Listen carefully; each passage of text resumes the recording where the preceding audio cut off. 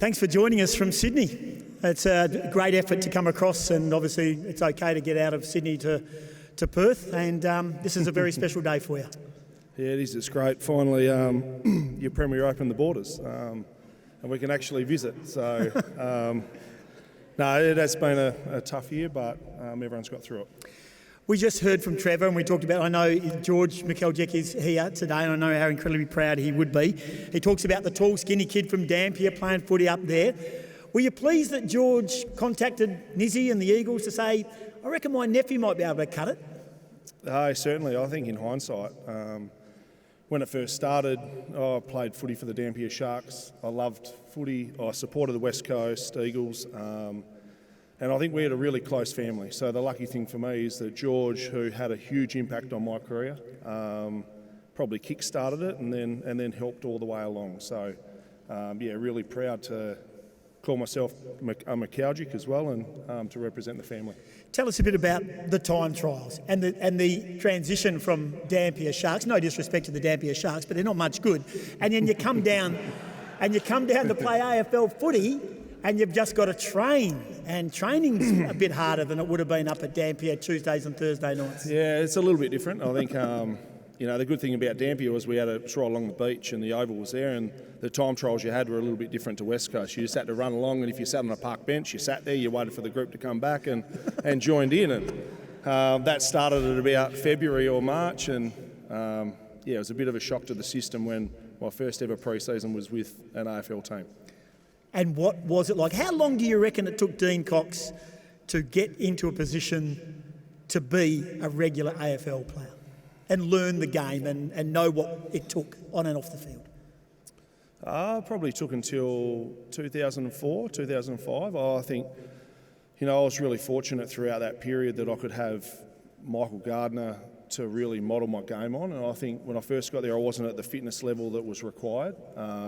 So for me, it was about trying to build that first, and running in your days off to try and bridge that gap as quickly as possible was probably my number one focus. And I got to train against Gardy, and then by the time, unfortunately for him, when he went down in 2004, I'd probably played 50 or 60 games and trained a lot against him to be able to withstand the number one ruck spot that was about to embark on me.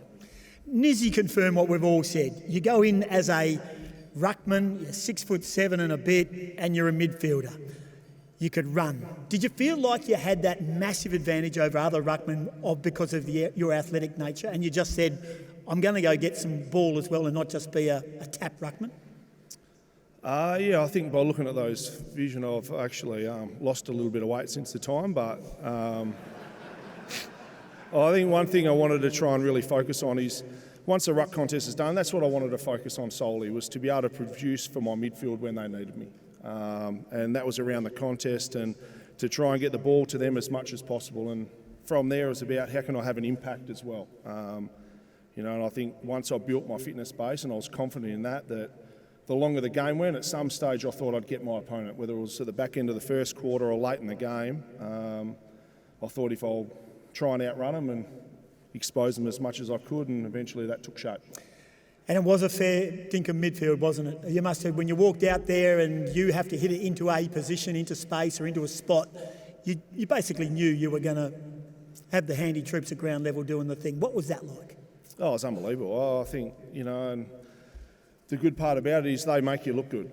When you talk about the calibre of players that you had at your feet, I think one thing we built over a period was, obviously Chris and Ben and Daniel get a lot of the recognition, but the addition of Tyson Stengline to that defensive mindset, to be able to lock away a player and knock him over, complemented our midfield, and obviously Embers and Brawny and Fletch, the list went on. So if one wasn't going to get you, the next two or three were, and we went in really confident throughout that period. And some of the line meetings we had were, all right, what are we doing? Where are we hitting it?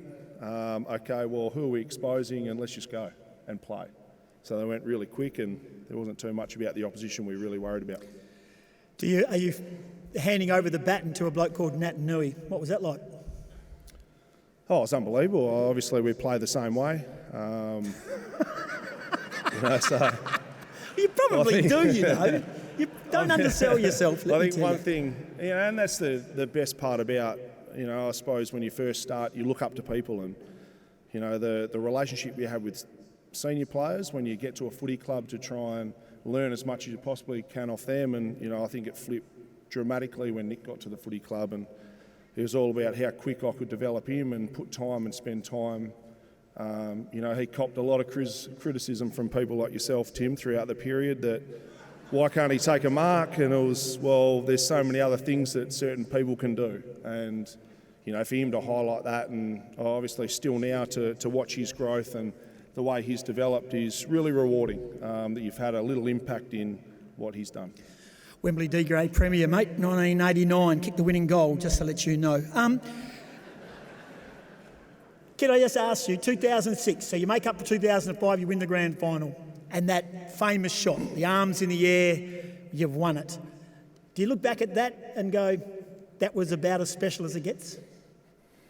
Yeah, I think it does. I think that's why you play footy, is to have team success. And unfortunately, we didn't get it the year before, but the work we put in over a sustained period to get to where we needed to do, and we were fortunate enough on that last day to get the result we were after. And, I suppose relief was probably the first thing, and then a chance to obviously celebrate with the other 21 and the whole squad that got us there. Today you're into the Hall of Fame. You're a 6-time All-Australian, a club champion, a premiership player, an AFL Hall of Famer, a WA Hall of Famer, all put into one. What's the most special moment? I know it's probably an obvious answer. We'll probably talk about premierships, but where does all this sit in this room here today? I think it certainly sits right up there with your premiership. To be able to represent a footy club like this that has a really proud history, and I was a massive West Coast supporter when I was a kid. So, when I idolised like Glassy, the 92 and 94 teams, when I first got there, a lot of them were still playing. And to be able to kick a footy, that was probably the thing. It was like kicking in the backyard with your absolute heroes. And I was able to do that, and then hopefully at some stage make them proud along the way of the legacy that we left as well. And just before you thank a few people, I'm sure, could you just tell us what it's like to be John Longmire's whipping boy in the coach's box? I think we'd all like to know what it's like to sit there when he's going absolutely off his nut. What's it like? We've sent him to the bench so far this year, so it's been different. And that's one thing that, I suppose I learned at the back end of my career is the passion that I have for footy and trying to develop players. So, I love the coaching. I loved it for 3 years at West Coast to learn off Adam and the coaching team, and, to move to Sydney and to learn off John is a completely different kettle of fish, but the dynamics of Sydney and the environment that we're surrounded in is a really good learning curve for my coaching career as well. You'd like to thank a few people, I'm sure. Yeah, obviously, firstly, to the West Coast Eagles for the opportunity for me to live a childhood dream. I suppose when I started, there's a little bit of a rocky road, but to all the people that helped and everyone at the footy club, whether it was obviously Trevor, to Trevor Woodhouse, who showed a little bit of faith, to John Worsfold, for the coach to give you belief and confidence to be the player that you can be. A lot of the assistants, and mentioned with Peter Sumich and Robbie Wiley, the time and effort that they spent to develop players, not only myself, but to give every player an opportunity. I think my teammates, that's probably one thing that I miss the most, and to be able to play alongside some players, they make you look great, and a lot of the credit certainly has to go to them.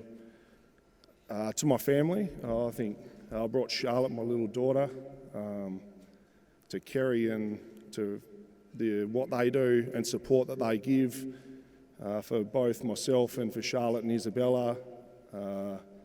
My brother were really competitive, so I think it was a good thing that instilled in me the never want to lose. So I thank him for that, and then to mum and dad that do everything they possibly can for their children and gave us every avenue and to succeed in life and pursue our dreams. Thank you very much. Obviously to Chris, he was an amazing player to play alongside, and then to Glassy, thanks very much. I still judge him as the best player I've played with. Certainly defended a lot of people that when our midfield looked one way, we could rely on Glassy looking after us behind. So congratulations to both those two and the whole West Coast family. Thanks very much.